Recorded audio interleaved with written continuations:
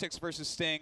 They gave their predictions 3-1 Vortix. I kind of agree with that. What about you? Yeah, Vortix, for me, is one of those players in the European scene that I have most affinity for when it comes to actually looking at their play and looking at how they really play out this matchup specifically.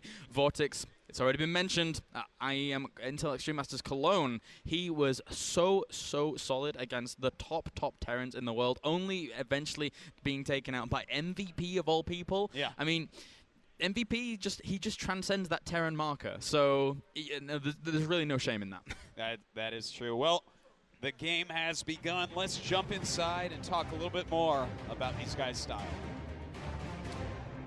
Okay, so spawning down to the bottom left-hand corner here as our blue Zerg. He's one half of that Spanish armada. Give it up, ladies and gentlemen, for Caronte's Vortix. And spawning up in the top right-hand corner here as the last Korean in the tournament, having recently joined a new team after performing extremely well at TSL 4. Give it up for Sting! Whoa. Wow, a big fan base out there for Sting. Yeah. He is our last Korean left in the tournament, and if he does not win here, we're going to have a foreigner finals. And when last time that happened, as far as I know, was WCS Europe. Well, that's true, man. That's true. You can't really get more foreign than that. Yeah. As, well, yeah, Vortix having already been in that final. He just keeps coming close to all of these tournament victories, but never really gets to exactly where he wants to be. Yeah. And as you can see here, hey, look, Mr. Sting, he's already opening up with his usual shenanigans. Yeah, it's like an 11-12 racks, it looks like here, and he's going to be able to be pretty aggressive with it, but he keeps doing this. Yeah, so, yeah, he does. I mean, there's no surprise here. Look at Vortix. He's definitely watched the replays because he's going for pool before hatch. Yeah, exactly. And that's something you don't do in this matchup. It's actually interesting because Sting does this a lot, but specifically on this map, specifically in this location with the two barracks. So Vortix knows. You are so right. You are so on point with that. He knows straight off the bat exactly that this was coming, and Sting is going to have a hard time of actually pressing some aggression. Yeah, it's going to be a lot harder for him to actually pull off. But Sting is very good at this style in a way that many people are not because he does it so often. Yeah, right now, at least Drone being very annoying. He will have to retreat due to those Marines now on the way. And back home, Vortix just grabbing himself that expansion. 6 Zerglings are out and about. Sting is going to be a little confused by this. He's bringing 3 SCVs with it as well from his main. So actually, he's going to get there and think, yeah, hatchery, what? Zerglings? Yeah, what is going on here? Queen is going to join them very shortly. That's going to help him a lot with kiting against the SCVs and Marines a little bit, maybe slowing down that bunker as well. There you go. Instantaneously turns around as he sees those 6 Zerglings. He realizes now that all of this has been completely read. He knew exactly what was going on. And Vortix here in a good position. Neither player really taking too much of a lead right now, but you know, it just stabilizes and then all is normal right now. Yeah. But Sting is still super dangerous. He's someone that will do a lot of old-style strategies. Yes. And, in fact, he might throw down the 2 command centers, or he might throw down a couple Raxes. It looks like a command center here. Yeah. But, I mean, he's already done in this tournament where he'll throw down additional Raxes. He'll walk around the map with his Marines and pressure. But here we go. He doesn't want to decide it early on. Yeah. Early on is Sting's domain. Vortix wants to bring it to the long macro game. He really does. Now mopping in those Banelings for defensive purposes, making sure his opponent can't put on any aggression, even spreading that creep in the front as well. He knows that if Sting, by chance, was going for some aggression, it would be without stim. So if he has creep spread, his Banelings are going to connect very, very easily here. And for now, just powering out a few more Zerglings. Yeah. Well, he's getting that combat shields. He's getting an engineering bay as well. So, a lot of Marines on the way. He might just start walking around the map pretty soon with his Marines. He's done this a lot. He goes out for these huge Marine pressures that Zergs are not used to and does things like forces cancels on third bases a lot. Yeah, and the Zerglings are actually going to catch a few Marines for their troubles here. This is a nice little trade, but actually Sting controlling this really, really well regardless. Nice stutter step there. Gets the most out of the trade, but the lane's still clean. Yeah, that was really well done by Sting, but a strong move by Vortix as well. Yeah. The Marines eventually hit a critical mass where Zerglings are very poor against them. So to trade lightly now is better than to have Sting come out with those additional Marines in that almost impenetrable wall.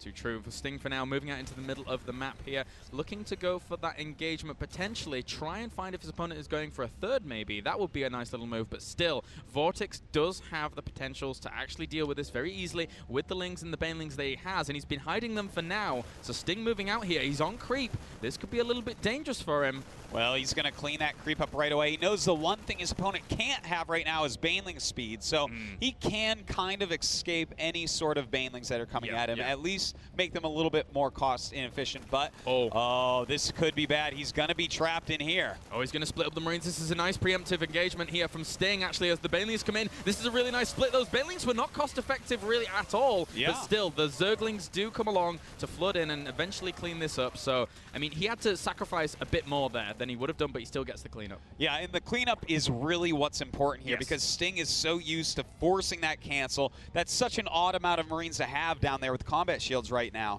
And in fact, he sacrificed some additional economy other Terrans like, some of the other upgrades, some of the other tech. So Vortix has dealt with this greatly so far.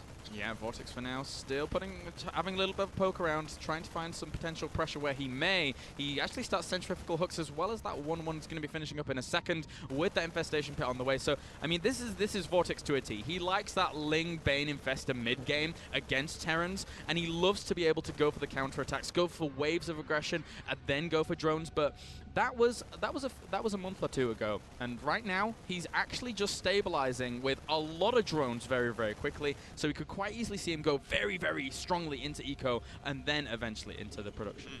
And you know what? I love how Vortix is playing this out. I think this is exactly how you have to play against Sting to a T.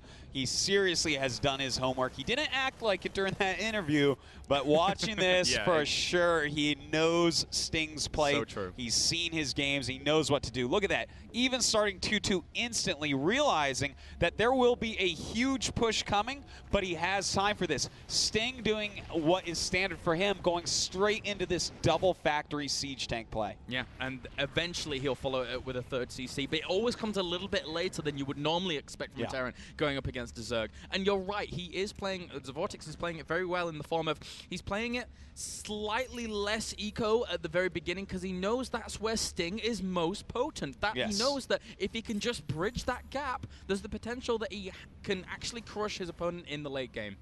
Exactly, and you know, he's setting himself up beautifully. He now has the drone count he wants. He's getting that fourth base. Slower than normal, sure, but that doesn't matter because nothing Sting has done has really worked yet.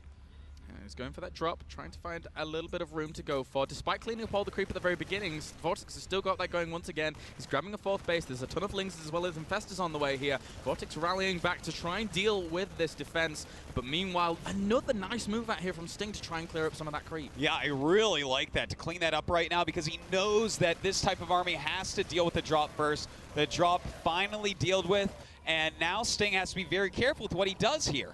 Yeah, he really does. He's going to actually try and poise himself to put on a little bit of pressure at this fourth base. There's only 2 siege tanks there, though, as opposed to the 26 Zerglings, 9 Banelings, and 5 Infestors. Still a ton more Lings on the way. Vortix is actually taking up to that hive right now, and he's getting a Spire as well, so he's going to go into the Broodlord production as long as he can clean this up. Well, here we go. A big flank coming down exactly as he should. Those siege tank shots not doing what they want, and it looks like he's just barely will hold. He overextended with the Infestors, and now they're all being completely killed off right now. Sting actually taking full advantage of the bad position that Vortix pulled himself in, but also we cannot discredit at all the very, very nice splitting there of Sting. Exactly, and Sting hit that just right. What an uncomfortable position he put Vortix into, and Vortix thought, well, I don't want to lose this fourth base, but if he hadn't done that, if he had waited till now, then he could have caught that army with the 2-2 upgrades with a few more units and crushed push through, but Sting right now looking poised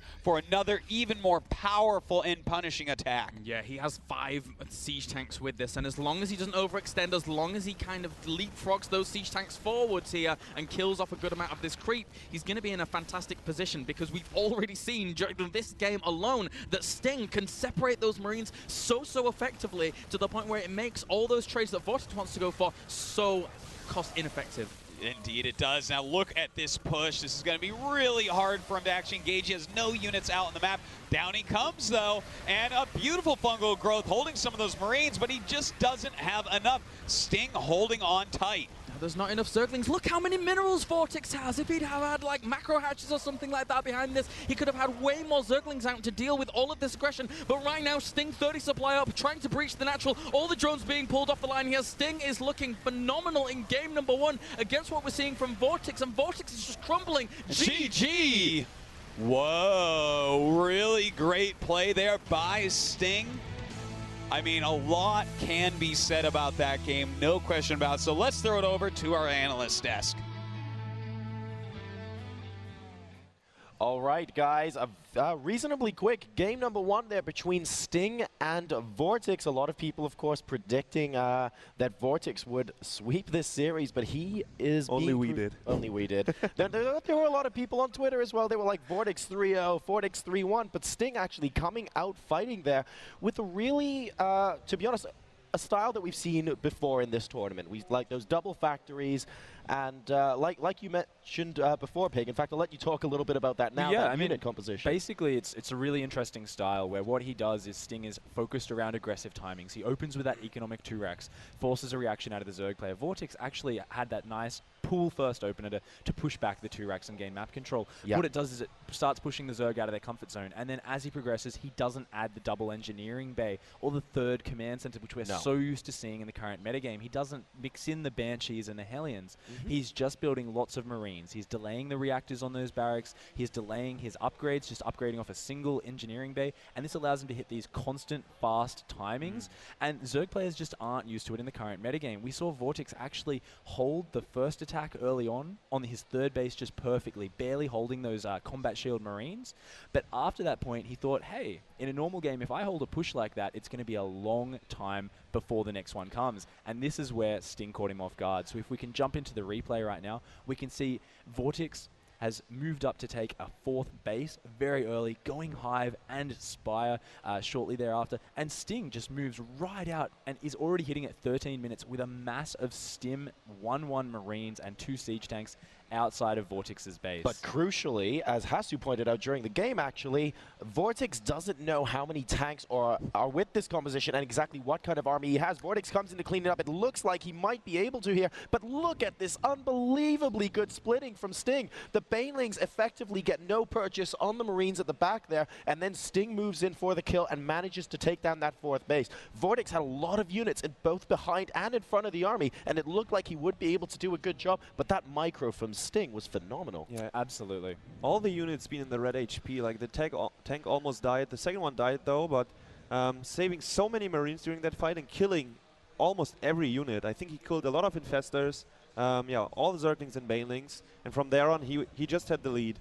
Absolutely, and I think it definitely threw Vortix out of his comfort zone. He forgot his macro hatch, and he pulled up a lot of minerals. He was out of his element, and so Sting managed to push to the victory. Yeah, over 1k minerals when he had to leave the game. That's not how usually Vortix plays, so that was definitely, yeah, sad ending there for him.